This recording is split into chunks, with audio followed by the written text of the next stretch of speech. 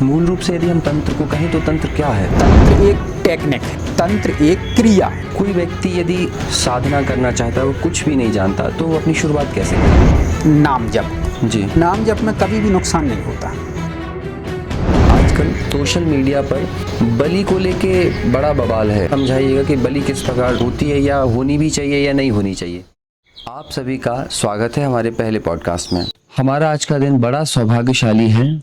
आज हमारे साथ एक ऐसी विभूति आए हैं जिन्होंने अपना जीवन आध्यात्मिक साधना, मानव सेवा और सकारात्मक ऊर्जा के प्रचार प्रसार में दिया है। तो आइए हम स्वागत करते हैं तंत्राचार्य डॉक्टर भास्करानंद नाथ जी का। जय माई की। जी, आपका स्वागत है। सबसे पहले तो हम आपसे आपका परिचय जानना चाहेंगे। आप इस साधना में कितने वर्षों से रत हैं?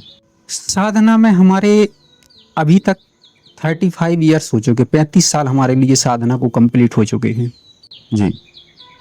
आपको जीवन के किस मोड़ पे आके लगा कि आपको इस ओर साधना में अग्रसर होना है? देखिए, ऐसा नहीं कह सकते कि कोई ऐसा मोड़ आया है। साधना तो बचपन से हम करते रहे हैं। हमारा एक लगाव रहा है भगवान के प्रति, ईश्वर के प्रति। हम बहुत छोटे थे, शंकर जी की भी साधना करते थे जी। दुर्गा जी की भी साधना करते थे। लेकिन ठीक कह रहे हैं आप, एक कोइंसिडेंस हुआ हमारी लाइफ में जब हम 10th पढ़ा करते थे। तो उस दौर में हमें भगवती पीताम्बरा की प्राप्ति हुई। तब से हम भगवती पीताम्बरा की साधना कर रहे हैं। जी। आपके जीवन में ऐसा कौन व्यक्ति था जो आपका प्रेरक रहा है, कि जिनको देख के लगा कि हमें उस तरह से कुछ करना चाहिए, या उनको देख के साधना के पथ पे आगे बढ़ना चाहिए? देखिए, ये तो जिज्ञासा बचपन से हमारे जीवन में रही है। जी। कोई प्रेरक तो नहीं रहा है, ये जिज्ञासा रही है धर्म के प्रति, तंत्र के प्रति। तंत्र क्या है?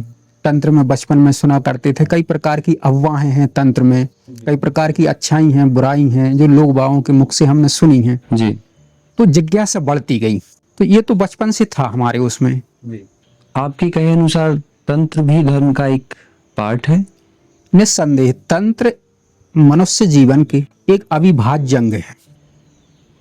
बगैर तंत्र के तो मनुष्य एक पग भी नहीं चल सकता। सुबह निंद्रा का त्याग करने से और निंद्रा लेने तक, साधक कह लो या मनुष्य कह लो, तंत्र के साथ ही जीता है। मूल रूप से यदि हम तंत्र को कहें तो तंत्र क्या है? तंत्र की परिभाषा तो बहुत बड़ी है। जी। अपन उतने विस्तार में नहीं जाते हैं। जी। तंत्र को आप ऐसा समझें कि तंत्र एक टेक्निक है, तंत्र एक क्रिया है। आप वाहन चलाते हैं, वाहन में आपको कब एक्सीलेटर लेना है, कब एक्सीलेटर छोड़ना है, कब क्लच दबाना है आपके लिए, कब गियर बदलना है, ये टेक्निक है। यही तंत्र है। शॉर्ट रूप में बताएं, यही तंत्र है। जी। तकनीक। जी। सनातन में तंत्र की उत्पत्ति, मतलब ये कहाँ से चलन चला तंत्र का? इसकी उत्पत्ति का कारक क्या है? तंत्र की उत्पत्ति का कारण देखिए, तंत्र की उत्पत्ति अनादिकाल से है, जब से सृष्टि का निर्माण हुआ है। जी। तो इसके रचयिता भगवान शिव और माता पार्वती हैं। तो तंत्र तो अनादि है, और जब तक यह पृथ्वी रहेगी तब तक तंत्र रहेगा। तंत्र के बगैर तो मनुष्य चल ही नहीं सकता। जी। जीवन संभव ही नहीं है। आपके शरीर में भी तंत्री का तंत्र है। तंत्र है। सरकार का भी एक तंत्र है। जितने भी डिपार्टमेंट हैं, चाहे शिक्षा विभाग ले लो, PWD विभाग ले लो, स्वास्थ्य विभाग ले लें, अब ये सब सरकारी तंत्र हैं। जी। घर में भी एक तंत्र है, माँ बाप हैं, बच्चे हैं, ये सब तंत्र ही तो है। पूरी सृष्टि तंत्र से आच्छादित है। हाँ। आजकल हम सोशल मीडिया पे देखते हैं, छोटी छोटी रील्स आती हैं तंत्र को लेके, कुछ लोग अपने हिसाब से बखान करते हैं। तो हमें इन वीडियोस को कैसे लेना चाहिए? इनसे सावधान रहने की जरूरत है या क्या है? देखिए, ये तो जो दर्शक है, दर्शक के ऊपर डिपेंड करता है कि उसको कैसे उस चीज को ग्रहण करना है। जी। तंत्र जो वीडियो बन रहे हैं वर्तमान में, या जो पॉडकास्ट वर्तमान में आ रहे हैं, इसमें भी देखिए 2 प्रकार होते हैं। उदाहरण के तौर पे एक ज्योतिषी है, वो किसी का हॉरोस्कोप देखता है। हॉरोस्कोप 2 प्रकार से देखा जाता है। एक हॉरोस्कोप आपके जजमान की उन्नति के लिए, उसको जो भी प्रॉब्लम्स है उसकी लाइफ में, उसको खत्म करने के लिए देखा जाता है। और एक कुंडली देखी जाती है हमारे अपने स्वार्थ के लिए। एक कुंडली हम देखते हैं, जजमान में हम फियर और डर का माहौल पैदा करेंगे, वो पैसा छोड़ देगा, वो हम अपने लिए देखते हैं, वो कुंडली हम अपने लिए देखते हैं। एक कुंडली देखते हैं कि नहीं जो सही है उसके लिए हम कुछ प्रार्थना बताएंगे, कुछ पूजा पाठ बताएंगे, हनुमान चालीसा बताएंगे, शिव चालीसा बताएंगे, उससे उसकी उन्नति हो। सेम इसमें तंत्र में भी ये है कि तंत्र से हम आपके अंदर फियर डाल रहे हैं, भय की उत्पत्ति कर रहे हैं, वो हमारे लिए अच्छा है क्योंकि उससे हमारी इनकम जनरेट होगी। और एक हम वास्तविकता में जो तंत्र है, हम आपके लिए सलाह देंगे कि आप हनुमान चालीसा का पाठ करिए, राम रक्षा स्तोत्र का पाठ करिए। आपकी नीड उस वक्त क्या है, किस चीज की आपको जरूरत है, उसके हिसाब से हम आपके लिए बताएंगे। आपको जो भी अनुष्ठान अगर जरूरी रहेगा तो अनुष्ठान भी बताया जाएगा आपके लिए, और अगर जरूरी नहीं, छोटी चीजों में यदि आपका कार्य बन सकता है तो हम आपके लिए ये थोड़े उपाय बताएंगे। जी। कोई व्यक्ति यदि साधना करना चाहता है, वो कुछ भी नहीं जानता, तो वो अपनी शुरुआत कैसे करे? देखिए, कोई लग्न है, किसी में जिज्ञासा है साधना की, उसकी इच्छा है, सबसे पहले तो चीजें आती हैं नाम जप। जी। नाम जप में कभी भी नुकसान नहीं होता, कभी भी उस साधक का आहत नहीं होगा। ठीक, तो नाम जप में देवता, स्त्री देवता है या पुरुष देवता है, इसके आप कई प्रकार के स्त्रोत हैं नामों के। 12 नाम स्त्रोत है, अष्टोत्तर शतनाम स्त्रोत है, सहस्त्र नाम स्त्रोत हैं।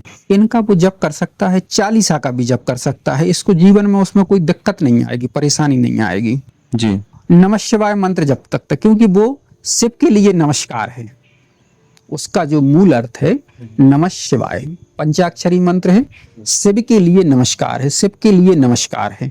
ये मंत्र भी उसके लिए हानि नहीं करेगा कहीं से कहीं, तो सिर्फ उसकी उन्नति रेगुलर करता रहे, लगातार उसमें उन्नति तो होगी, ये महामंत्र है। जी। लेकिन जब वो बीज मंत्रों पे आता है या कोई मंत्र बड़ा है, बीज मंत्र से बड़ा मंत्र है, तब उसके लिए गुरु की नितांत आवश्यकता है और सदेह गुरु की आवश्यकता है। बगैर गुरु के फिर इसमें आगे संभव नहीं है उसका जाना, उसकी उन्नति संभव नहीं। आपके हिसाब से अनुसार यदि हम कोई मंत्र जप करें तो सबसे पहले हमें किसी गुरु से दीक्षित होना पड़ेगा। आपको दीक्षित। जी। एक बड़ी समस्या आन पड़ती है कि हम गुरु की तलाश कैसे करें, हमें गुरु नहीं मिलता, या किसको बनाए गुरु, ये बड़ी साधकों की समस्या आती है, किसको हम गुरु माने। तो इस बारे में आप क्या कहेंगे? देखिए, जब आप जिस इष्ट को आप चाहते हैं, जिसकी आप पूजा करना चाहते हैं, उस इष्ट से आप प्रार्थना करिए। वैसे तो विश्व गुरु दक्षिणामूर्ति हैं, आप उनसे प्रार्थना करिए। किसी ना किसी रूप में, परोक्ष रूप में आपके लिए वो गुरु की उपलब्धि करा देंगे। और जब साधक के मन में जिज्ञासा प्रबल होती है, जी, ईश्वर, उसका इष्ट कहीं ना कहीं से गुरु की प्राप्ति करा देता है। गुरुजी, तंत्र में अनुष्ठान का क्या महत्व है? देखिए, अनुष्ठान जो होता है वो साधक स्वयं के लिए या अपने यजमान के लिए, उसकी कार्य सिद्धि के लिए अनुष्ठान किया जाता है, उसको अनुष्ठान कहते हैं। यजमान की कोई प्रॉब्लम है, किसी भी प्रकार की जीवन में कोई प्रॉब्लम है, उसको सॉल्व करने के लिए अनुष्ठान किया जाता है। और गुरु द्वारा प्रदत्त मंत्र के द्वारा मन के अनुकूल कार्य लेने की शक्ति को उत्पन्न करना पुरस्चरण कहलाता है। तो पुरस्चरण और अनुष्ठान में थोड़ा सा अंतर है। पुरस्चरण में देवता का आशीर्वाद, देवता की सिद्धि, उसके लिए पुरस्चरण किया जाता है। और अनुष्ठान कार्य सिद्धि के लिए किया जाता है, अपनी या जजमान की कार्य सिद्धि के लिए। अनुष्ठान के अंग होते हैं, पुरस्चरण के भी अंग होते हैं, ये सेम है, दोनों चीजें सेम है। बस अंतर ये है कि पुरस्चरण मंत्र की सिद्धि के लिए, देवता की कृपा प्राप्ति के लिए, और अनुष्ठान मन के अनुकूल कार्य लेने के लिए, जो आपकी इच्छा है उसको पूर्ति करने के लिए। ठीक है ना, इन दोनों के अंग सेम है। सबसे पहले जप होगा। उदाहरण के लिए आप 1 लाख जप करते हो, संकल्प लेते हो अपने इष्ट के सामने कि मैं अमुक मंत्र का 1 लाख अमुक कार्य की प्राप्ति हेतु कर रहा हूँ। उसका दशांश हवन होगा, 10,000 हवन होगा। 1 लाख का दशांश 10,000 होता है, ठीक है। उसका दशांश तर्पण होगा, 10,000 का दशांश 1,000 हो गया, 1,000 तर्पण होगा। तर्पण देवता के मुख में किया जाता है जी। उसका दशांश मार्जन होगा। मार्जन यदि जजमान है तो उसके मूर्धनी पे होगा, और जजमान नहीं है तो उसका प्रतिनिधि जो आचार्य है या जो पंडित लोग बैठे हुए हैं वो अपने मूर्धनी पे करेंगे, सिर पे करेंगे, है ना। उसका दशांश मतलब 1,000 का दशांश 100 मार्जन होगा। फिर उसका दशांश कन्या भोज या ब्राह्मण भोज होगा। फिर इसमें एक क्रिया और होती है लास्ट में, जिसको हम बलि कहते हैं। ठीक, लास्ट में इष्ट के लिए और इष्ट के जो दिक्पाल या द्वारपाल होते हैं उनके लिए बलि निवेदित किया जाता है। ये अनुष्ठान हवन के जस्ट बात की ही क्रिया है, ये क्रिया की जाती है। इससे एक पूर्ण अनुष्ठान, संपूर्ण अनुष्ठान पूर्ण हो जाता है। तो क्या कोई व्यक्ति अपने लिए, स्वयं के लिए भी अनुष्ठान कर सकता है? हाँ, कोई भी व्यक्ति अपने स्वयं के लिए भी अनुष्ठान कर सकता है। लोग बात करते हैं अपनी कामना सिद्धि के लिए, स्वयं के लिए अनुष्ठान कर सकता है, दूसरे के लिए अनुष्ठान कर सकता है। दूसरे के लिए वो प्रतिनिधि के रूप में करेगा। उदाहरण के तौर पे कि आपका कोई वाद है, कोर्ट में आपका कोई वाद चल रहा है, जो वकील होता है वो आपकी तरफ से केस लड़ता है, उसकी जिरह करता है। वो बोलता तो वकील है, वो शब्द आपके होते हैं आपकी तरफ से, क्योंकि जो भी होगा, जज जो भी फैसला देगा वो तो साहिल के लिए देगा। सेम यही प्रोसीजर इसमें है कि हम लोग ब्राह्मण हैं, हम आपके निमित्त संकल्प लेके जप करेंगे तो उसकी ऊर्जा आपके पास पहुंचेगी। जैसे ही हम जप करने के उपरांत संकल्प जल लेते हैं हाथ में और उसका समर्पण करते हैं, ओम गुह्याति गुह गोप्त्रा तुम हम गणास्कृतम जपम सिद्धिर भवतु में देवी तो प्रसादान महेश्वरी। देवी है तो देवी है, देवता है तो देवता आ जाएगा उसमें। देवी है तो महेश्वरी, देवता है तो महेश्वर। जैसे ही हम जल का समर्पण करेंगे वह ऊर्जा डायरेक्ट आपके पास चली जाएगी। जैसे आप फोन पे से पैसे ट्रांसफर करते हुए यहाँ आपने बटन दबाया, वहां आपके अकाउंट में शो होने लगा फोन पे या गूगल पे के माध्यम से। सेम प्रोसीजर इसमें है। इसमें आपने जप का समर्पण किया और जितना भी हमने जप किया है उसकी ऊर्जा आपके अकाउंट में डिपॉजिट हो गई इमीडिएटली। वहां कोई सर्वर डाउन नहीं होता जी, बगैर सर्वर डाउन के सीधी जाती है आपके पास। आजकल सोशल मीडिया पर बलि को लेके बड़ा बवाल है, तो कृपया आप बलि पे थोड़ा सा फोकस कीजिएगा, जरा समझाइएगा कि बलि किस प्रकार होती है या होनी भी चाहिए या नहीं होनी चाहिए। कृपया इस बारे में बताएं। देखिए, बलि जो शब्द है या बलि पे जो भ्रांतियां चल रही हैं आजकल, या जो नए लोग आ रहे हैं, वो उन लोगों ने आगम शास्त्रों को पढ़ा ही नहीं। मैं ये कहूंगा, हमारे अपने विचार हैं कि उनने आगम शास्त्रों को तो पढ़ा ही नहीं, उनने अध्ययन नहीं किया आगम शास्त्रों का, उनने केवल निगम का ही अध्ययन किया है। तो पहले तो हमारी सलाह यह है कि उनको आगम का भी अध्ययन करना चाहिए, क्योंकि ये दोनों अंग हैं भारतीय संस्कृति के। आगम और निगम दोनों अंग हैं और अविभाज्य अंग हैं। तो बलि तो जो होती है वो आगम में भी होती है और निगम में भी होती है। उदाहरण के तौर पर दो साधक, एक दक्षिण मार्गी है, एक वाम मार्गी है। वीराचार्य कौल साधक है। बलि तो साधना का, पुरस्चरण का एक अविभाज्य अंग है। दक्षिण मार्ग में भी बलि होती है, वो अनुकल्प के द्वारा बलि होती है। वाम मार्ग में जो बलि होती है वो वीर साधक करते, कौलाचारी साधक करते और तत्वों के द्वारा बलि करते हैं। तत्वों के द्वारा बलि करते, क्योंकि उनका स्तर, उनकी साधना का स्तर इतना ऊंचा हो चुका होता है कि वो स्वयं में और उस पशु में अंतर समझते हैं कि ये पशु है और मैं पशु नहीं हूं। जो पशुवाचारी साधक होते हैं उनमें पशु में और स्वयं में वो कोई अंतर नहीं समझे, वो दोनों ही पशु हैं। एक पशु स्वयं अपनी उन्नति नहीं कर सकता क्योंकि वो पशु है, उसके अंदर बुद्धि नहीं है। बुद्धि प्रज्ञा किसके अंदर है? मनुष्य के अंदर, वीर साधक के अंदर। वो उस पशु को उस पशुत्व से मुक्त करने के लिए इसका एक प्रॉपर विधान होता है। ऐसा नहीं कि आप देवता के सामने जाएंगे और छाक की बलि कर देंगे, या आप कुक्कुट की बलि कर देंगे, या मत्स्य की बलि कर देंगे, या हंस की बलि करेंगे जैसे कि कामाख्या में पंचबली होती है। नहीं, इसका एक प्रॉपर विधान है। उस जीव के निमित्त आप प्रार्थना करेंगे, अपने इष्ट से प्रार्थना करेंगे। जिस खड़ग से आप उसका वध करेंगे, उस खड़ग में, उस शुरू में, बीच में और मुठ जहां पकड़ते हैं वहां ब्रह्मा विष्णु महेश, महाकाली, महालक्ष्मी और महासरस्वती, इसकी पूजा होगी। उस जीव के कान में पशु गायत्री का जप होगा। ओम पशु पसाय विद्महे श्रच्छेदनाय धीमहि तन्नो पशु प्रचोदयात्। फिर उसके बाद उस पशु का वध किया जाएगा इष्ट के निमित्त। उदाहरण के लिए यदि आप छाग बलि करते हैं, बलि करने के बाद उसके मस्तिष्क पे बाती जलाई जाती और उसका शोणित और वह सिर लेके आप इष्ट के पास जाएंगे, देवी के पास जाएंगे और आप रखेंगे।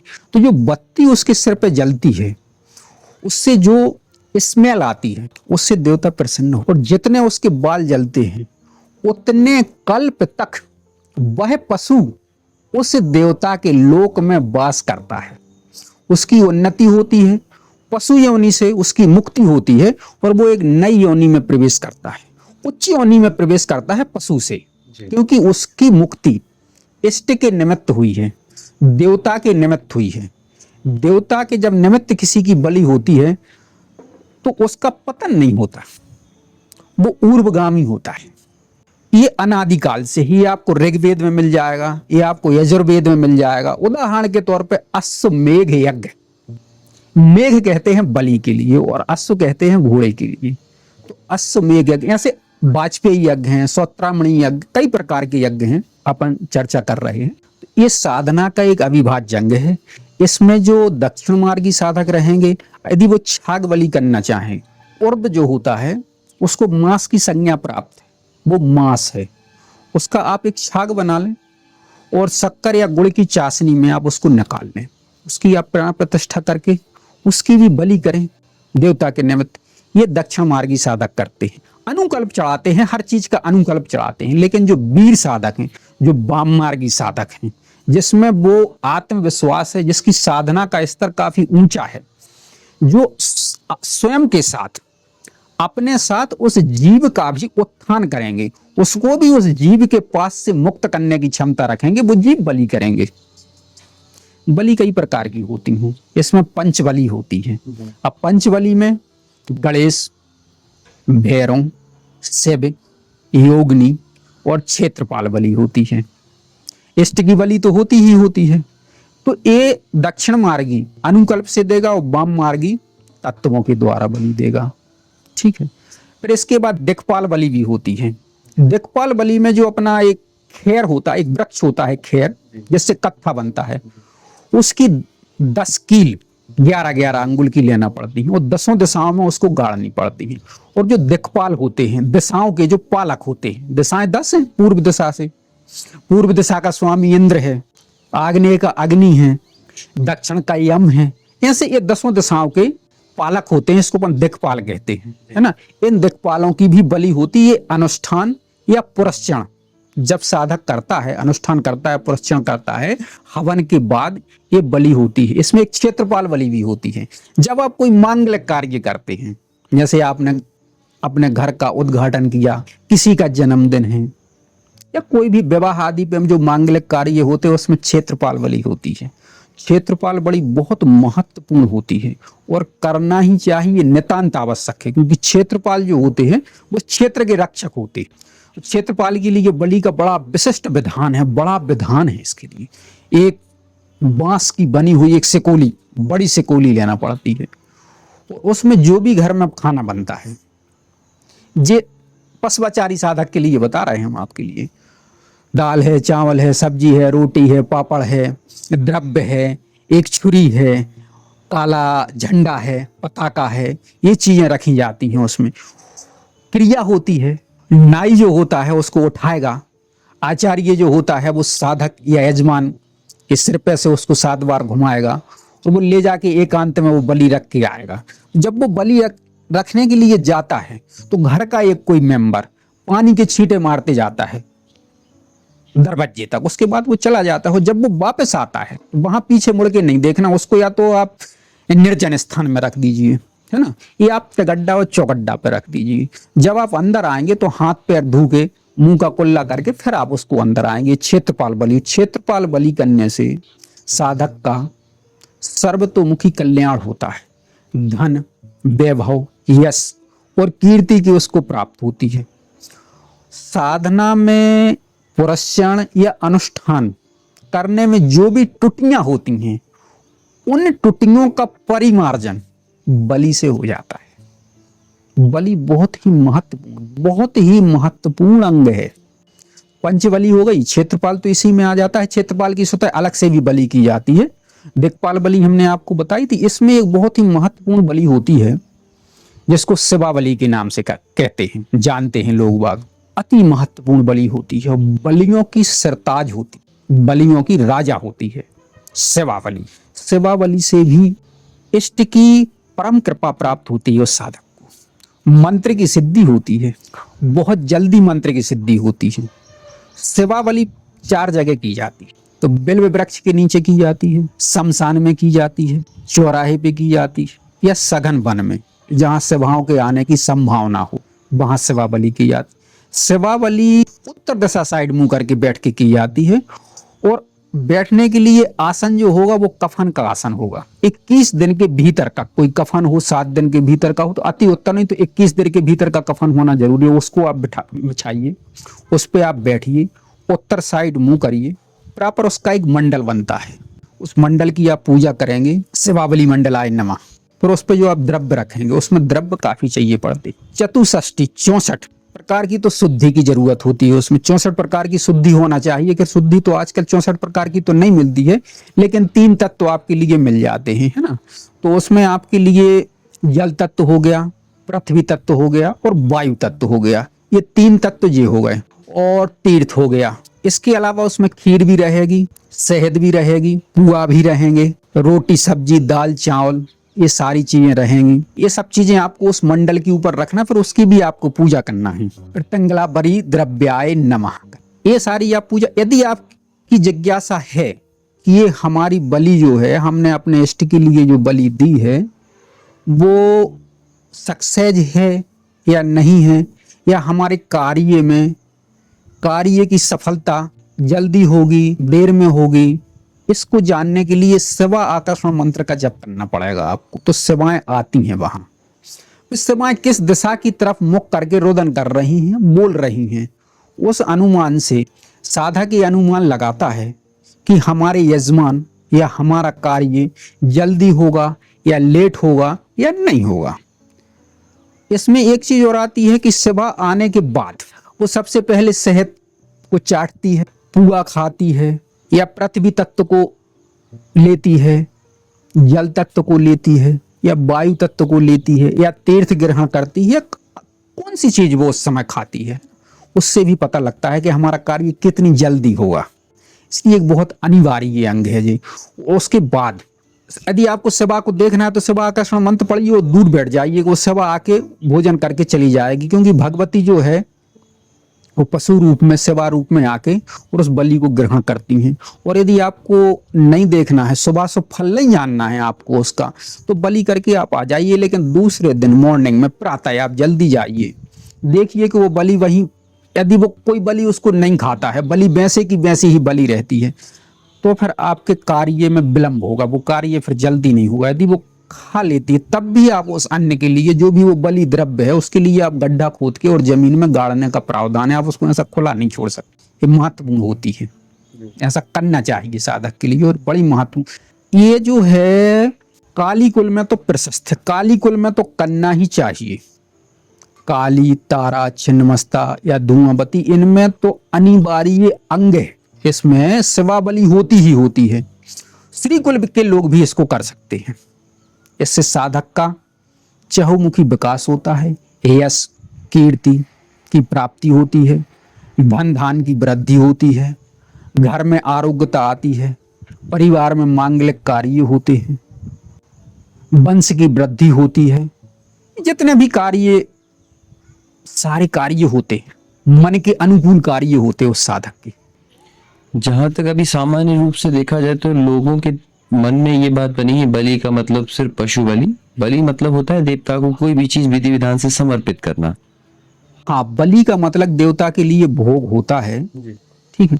इसमें हम आपको पहले बता चुके हैं कि दक्षिण मार्गी साधक अनुकल्पों के द्वारा करे, जिसमें उतनी सामर्थ्य है उस पशु की मुक्ति करने के लिए।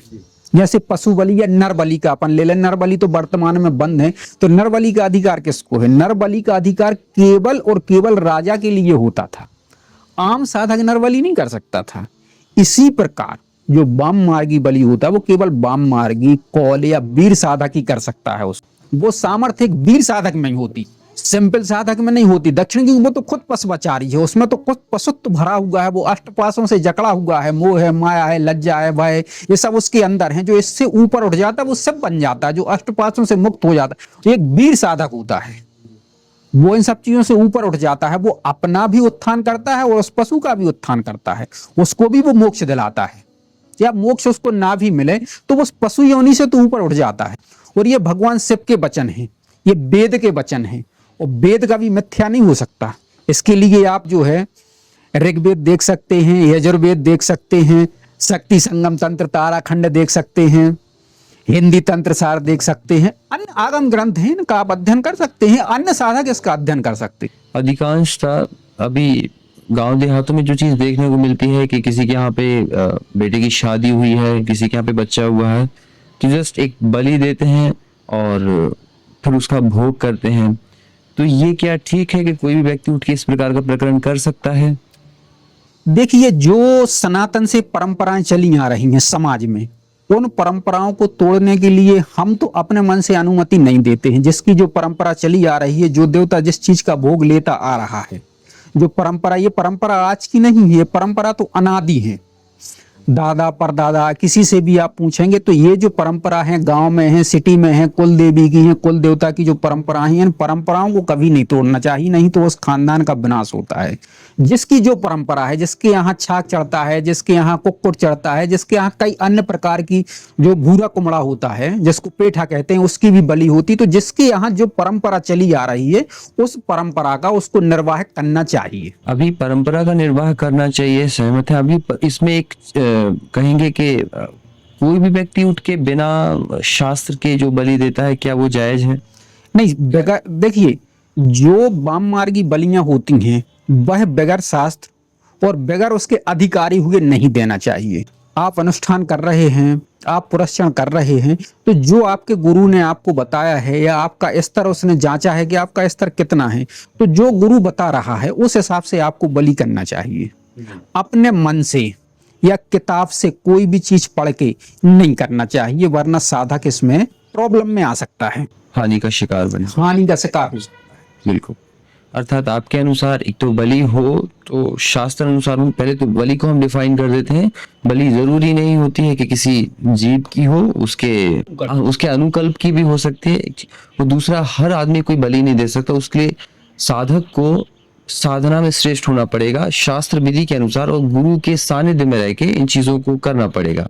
गुरु के सानिध्य में ही बलि करना चाहिए, सीख लेना चाहिए पहले। गुरु का सानिध्य, ठीक है, गुरु हमेशा नहीं रह सकता है, लेकिन गुरु से सीख लेना चाहिए और अपने कल्प के अनुसार ही बलि करना चाहिए।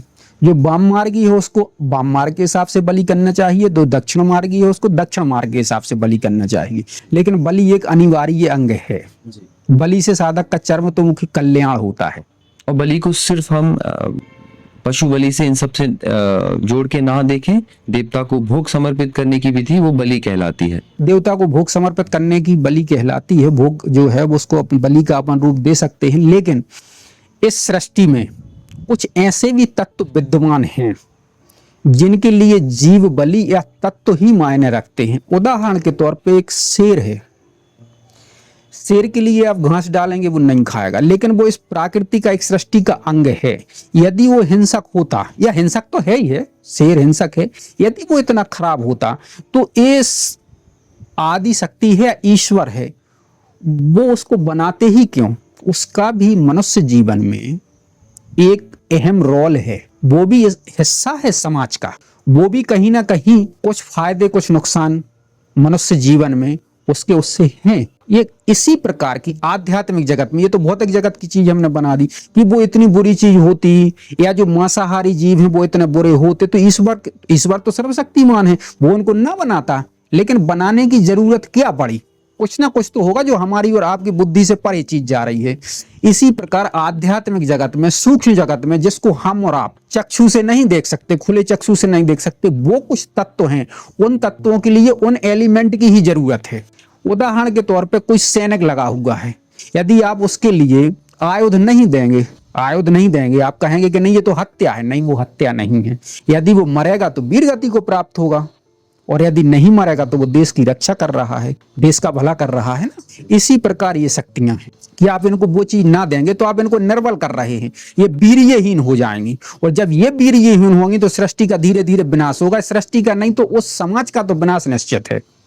उस हिंदू धर्म का विनाश निश्चित है, क्योंकि आप अपनी शक्तियों के लिए निर्बल कर रहे हो। यदि हम आपके लिए भोजन ना दें, आपकी 6 रोटी की खुराक है, हम आपको 2 रोटी दें, या आपको आपके अनुकूल हम भोजन ना दें, क्या हो, आप निर्बल हो जाओगे ना। और जब आप निर्बल हो गए तो आप समाज की रक्षा नहीं, मान लो घर की भी रक्षा नहीं कर सकते, आप परिवार की रक्षा नहीं कर सकते।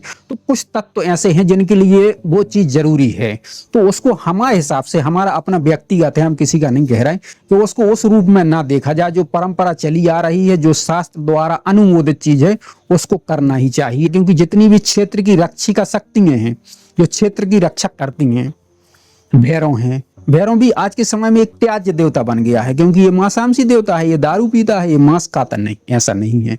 वह आपकी रक्षा करता है। ये संसार भैरव से आच्छादित है, ये संसार पूरा भैरवमय है। ये जो बॉर्डर पर सैनिक लगे हैं, ये भैरव हैं, ये देश की रक्षा कर रहे हैं, ये भी भैरव हैं, हम आप सब भैरव हैं। ये पूरा संसार भैरव और भैरवियों से आच्छादित है। तो हमारा तो मन ये है, या हमारा अपना जो हमारी सोच है कि जो परंपराएं हैं उसका निर्वहन करना चाहिए। हम आपकी परंपरा से ना बोलें, आप हमारी परंपरा से ना बोलो। आप वाम मार्गी हो, हमारे लिए पूजनीय हो, हमारी अपनी दक्षिण मार्गी परंपरा है, आप उसके लिए स्वीकार करिए। ना हम आपको कुछ लेना, ना आपको हमसे कुछ लेना। तो दोस्तों, आज का बेहद खास एवं रोचक एपिसोड यहीं समाप्त होता है। आशा करते हैं तंत्र को लेकर आपके बहुत सारे संशय दूर हुए होंगे। गुरुजी, आपका साहृदय धन्यवाद। आप हमारे साथ जुड़े और इतनी महत्वपूर्ण जानकारी आपने साझा की। जय माई की। जय माई की।